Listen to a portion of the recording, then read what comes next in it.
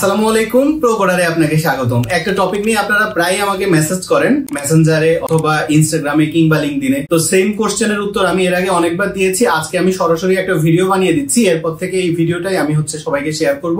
আপনারও পরিচিত কেউ যদি এই সেম প্রশ্নটাই আপনাকে করে, আপনি এই ভিডিওটাকেই তার সাথে শেয়ার করতে পারেন, অথবা অ্যাওয়ারনেস এর জন্য আপনি ভিডিওটা শেয়ার করতে পারেন। টপিকটা কি? ক্লায়েন্ট যদি আপনার সাথে কাজ করতে চায় কোন একটা মার্কেট প্লেসে, এবং সেখানে যদি সে আপনাকে পেমেন্ট গেটওয়ে বা অন্য যে কোনো কথা বলে মার্কেট প্লেসের বাইরে নিয়ে যায়, সেক্ষেত্রে কি কি স্টেপ আপনার নেওয়া উচিত, এই টপিক নিয়ে আজকের ভিডিওতে আমি কথা বলবো। তো চলেন অতিরিক্ত কথা না বলে আমরা সরাসরি ভিডিওতে চলে যাই। তো আমি প্রথমে আপনাকে একটু মেসেজটা পড়ে শোনাবো। মেসেজে উনি বলছেন যে, আসসালামু আলাইকুম ভাই, আমি আপওয়ার্কে কয়েকদিন আগে একটা কাজ পেয়েছিলাম।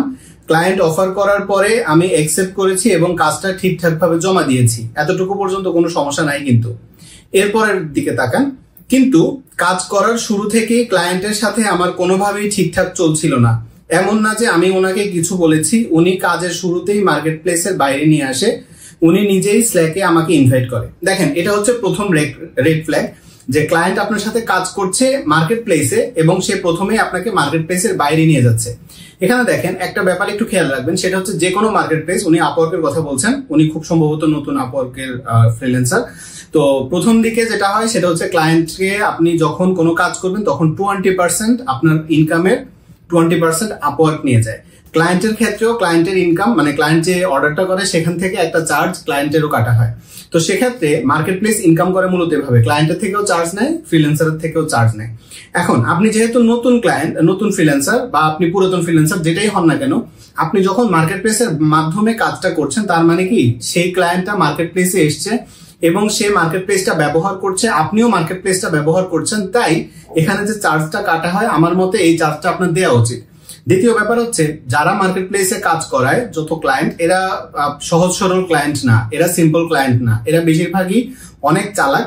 এবং মার্কেট প্লেসে আপনি যে ক্লায়েন্টের সাথে কাজ করেন, এদের বেশিরভাগই দেখা যাচ্ছে যে ব্রোকার, মানে এরা কোনো না কোনো জায়গা থেকে কাজ নেয়, নিয়ে তারপরে তারা ফ্রিল্যান্সারদের দিয়ে সেটা করায় কম টাকায়।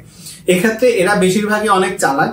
তাই এরা যদি আপনাকে কখনো ইনভাইট করে যে তুমি স্ল্যাকে আসো, তুমি স্কাইপে আসো, তোমার মেইল দাও, হোয়াটসঅ্যাপে আসো, এরকম যখনই বলবে তখনই আপনি সতর্ক হবেন। কারণ এই ক্ষেত্রে যেটা ঘটে সেটা হচ্ছে যে, এরা তো মার্কেট প্লেস সম্পর্কে জানে।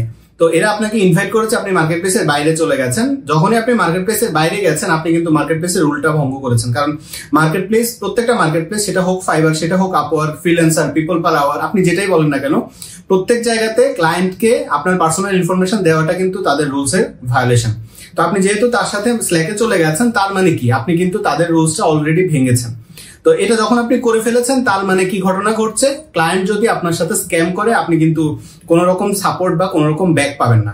তো এটা গেল প্রথম কথা। দ্বিতীয় কথা হচ্ছে, তো এখন কাজটা সম্পন্ন করার পরে উনি নানা চেঞ্জ দেখাচ্ছে, যেগুলো আমি করে দেওয়ার কথা না। দেখেন, সে এখন মার্কেট প্লেসের বাইরে নিয়ে গেছে এবং কাজটা করিয়ে নিয়েছে। করিয়ে নেওয়ার পর এখন কি রকম, এখন সে বিভিন্ন রকমের চেঞ্জ করতে বলছে, যেগুলো তার করার কথা না, মানে অতিরিক্ত কাজ করাচ্ছে। তো এখন যদি উনি কাজটা একসেপ্ট করে, তাহলে আমি নিশ্চিত যে একটা খারাপ রিভিউ দিবে। তাই আমি চাচ্ছি যে পেমেন্টটা রিফান্ড করে দিতে। কিন্তু রিফান্ড করে দিলে কি রিভিউ দিতে পারবে? দেখেন, এই জায়গাটা আসার পরে আমার কাছে মনে হয়েছে যে আমার ভিডিওটা বানানো উচিত। প্রথমত, এই ভাই কাজটা করেছেন, কাজ করার পরে পুরো কাজটা কমপ্লিট করেছেন, অতিরিক্ত ডেফিনেটলি কিছু রিভিশন তিনি দিয়েছেন। এরপর এসে এখন তিনি রিভিউ বা ব্যাড রিভিউ পাবে, এই ভয়ে এতদিন যে কষ্ট করে কাজটা করেছে সেই টাকাটাই নিতে চাচ্ছে না। অবস্থাটা বোঝেন। তো এখন তার টাকাও গেল, সময়টাও গেল, আবার সে এখন ভাবছে যদি সে নেগেটিভ রেটিং খায় অথবা ক্লায়েন্ট যদি কোনোভাবে তাকে কোনো ঝামেলায় ফেলবে কিনা, এটা নিয়ে ভাবছে। তো আমি ওনাকে একটা কথাই বলেছি, যদি পেমেন্ট আপনি রিফান্ড করে দেন, সেক্ষেত্রে বেশিরভাগ মার্কেট প্লেসে রেটিং দেওয়ার সুযোগ থাকে না। ফাইবারে আছে রেটিং দেওয়ার, তো বেশিরভাগ মার্কেট প্লেসে সুযোগ থাকে না। তো সেক্ষেত্রে বা আপনি ক্লায়েন্টের সাথে অর্ডারটা ক্যান্সেল করে দিতে পারেন, বা অফারটা কাজটা যদি আপনি ক্যান্সেল করে দেন, সেক্ষেত্রে সে আর আপনাকে রেটিং দিতে পারবে না। কিন্তু আপনাকে যদি সে হায়ার করে এবং আপনি যদি কাজটা ক্যান্সেল করেন, সেক্ষেত্রে আপনার প্রোফাইলে এটা একটা নেগেটিভ ইম্প্যাক্ট কিন্তু ফেলবে। মানে পাবলিক্যালি কোনো ক্লায়েন্ট বা কেউ দেখবে না আপনার অ্যাকাউন্টে কোনো সমস্যা হয়েছে, কিন্তু আপওয়ার্কের অ্যালগোরিদমে বা ফাইবারের বা যে কোনো মার্কেট প্লেসের অ্যালগোরিদমে একটা ইম্প্যাক্ট পড়ে যে এই লোকটা কাজ নিয়ে কাজটা কমপ্লিট করতে পারেনি, যেটা আপনার পরে কাজ পেতে অনেক সমস্যা হবে। এটা হচ্ছে দ্বিতীয় ব্যাপার। তো এখন আমি আপনাকে কিছু সাজেশন দিব বা কিছু কথা বলবো। প্রথম কথা হচ্ছে যে, ভাই মার্কেট প্লেসে আপনি কাজ করতে এসছেন, এখানে আপনি আপওয়ার্কে এখন দেখা যাচ্ছে যে প্রত্যেকটা বিট করতে গড়ে $3 মতো খরচ হয়, মাঝে মাঝে মানে ভালো কোনো জবে যদি আপনি অ্যাপ্লাই করতে চান, দেখা যাবে যে আপনার $2-3 খরচ হয়, অনেক কানেকশন খরচ। তো সেক্ষেত্রে দেখা যাবে যে আপনার একটা অ্যাকাউন্ট থেকে কাজ পেতে অনেক খরচ হচ্ছে অলরেডি। আবার আপনি যদি ফাইবারে ট্রাই করেন, সেখানে এখন কম্পিটিশন অনেক বেশি, আবার অ্যাকাউন্ট অ্যাপ্রুভ করাতে অনেক সমস্যা, তো সেখানেও টিকে থাকা অনেক কঠিন। তারপরও আমি 3বার বলছি, আপনি যদি কোনো ক্লায়েন্ট কোনো মার্কেট প্লেসে পান, সেই ক্লায়েন্টকে সেই মার্কেট প্লেসেই ট্রিট করবেন এবং চেষ্টা করবেন যতটা সম্ভব তার সাথে সেই মার্কেট প্লেসেই যত রকম রুলস রেগুলেশন আছে মেনটেন করে ম্যানেজ করে কাজ করতে। এবং আপনি যদি চান যে না, এইসব ক্লায়েন্টের সাথে কাজ করতে গেলে আমি কম টাকা পাচ্ছি, এইসব ক্লায়েন্টের সাথে কাজ করতে গেলে অনেক রকম চিন্তা মাথায় রাখতে হয়, যেমন এই লোকটার ক্ষেত্রে সে কাজ করার পরেও এখন রেটিং পাবে বা তার প্রোফাইলে প্রবলেম হবে, এই ভয়ে সে টাকাটাই নিতে চাচ্ছে না, এরকম যদি আপনার হয়, সেক্ষেত্রে আপনি মার্কেট প্লেসের বাইরেও ট্রাই করতে পারেন। আমার চ্যানেলে কিন্তু অনেক ভিডিও আছে, আপনি কিভাবে লিঙ্কডইন থেকে ক্লায়েন্ট জেনারেট করবেন, আপনি মার্কেট প্লেসের বাইরে থেকে কিভাবে ক্লায়েন্ট পাবেন, এইসব টপিকে আমার চ্যানেলে ভিডিও আছে, আপনি চাইলে দেখতে পারেন, কিংবা আপনি নিজেও একটু রিসার্চ করতে পারেন। আপনি মার্কেট প্লেসের বাইরের কোনো ক্লায়েন্টের সাথে সেভাবে বিহেভ করবেন যে হ্যাঁ, এই মার্কেট প্লেসের বাইরের ক্লায়েন্ট, তার সাথে আমি পেমেন্ট নিব, 50% পেমেন্ট আগে নিব, পরে বাকি কাজ শেষ করার পরে 50% নিব। এভাবে আপনি ট্রাস্ট বিল্ড করে মার্কেট প্লেসের বাইরের ক্লায়েন্টের সাথে কাজ করবেন। যদি আপনি মার্কেট প্লেসে কাজ করেন, তাহলে মার্কেট প্লেসে যত রুলস এন্ড রেগুলেশনস আছে সেগুলো ফলো করে কাজ করবেন। মার্কেট প্লেস গুলোতে কাজ করলে সবচেয়ে বড় ব্যাপার যেটা আমার কাছে খুব ভালো লাগে, সেটা হচ্ছে যে ক্লায়েন্টরা যদি আপনাকে হায়ার করে আপওয়ার্কে কিংবা ফাইবারে যদি আপনাকে অর্ডার করে, তার মানে টাকাটা কিন্তু এখন আর ক্লায়েন্টের কাছে নাই, টাকাটা আপওয়ার্কের কাছে, ফাইবারের কাছে বা যে কোনো মার্কেট প্লেসের কাছে। তার মানে আপনি যদি কাজটা ঠিকভাবে করেন, তাহলে ক্লায়েন্ট চাইলেও এরকম করতে পারবে না, আপনার থেকে টাকাটা নিয়ে নিবে। অ্যাটলিস্ট সহজে নিতে পারবে না, অনেক ঝামেলা করে তারপরে হয়তো সে টাকাটা ব্যাক নিতে পারবে। কিন্তু বেশিরভাগ ক্ষেত্রে আপনি যদি কাজটা ঠিকভাবে করেন, সেক্ষেত্রে আপনি টাকাটা পাবেন, এটা মোটামুটি 90-95% কনফার্ম। আর 5% আমি এই জন্য বলছি না, অনেক সময় অনেক ক্লায়েন্ট আছে যারা কাজ করিয়ে নেবার পর অনেক কথা বলে তারপরে অর্ডারটা ক্যান্সেল করাতে চায়, কিন্তু সেক্ষেত্রেও আপনি যদি ঠিকভাবে কাজটা করেন, আপনি সাপোর্টে কথা বলে আপনি কিন্তু আপনার ফুল টাকাটা নিয়ে আসতে পারবেন। তো সেক্ষেত্রে আপনি যদি মার্কেট প্লেসে কোনো কাজ করেন, সেটা হোক ফাইবার, সেটা হোক আপওয়ার্ক, আপনাকে যদি ক্লায়েন্ট হায়ার করে নেয়, এরপর আপনি যদি কাজটা করেন, আপনি টাকাটা পাবেন, এটা মোটামুটি নিশ্চিত।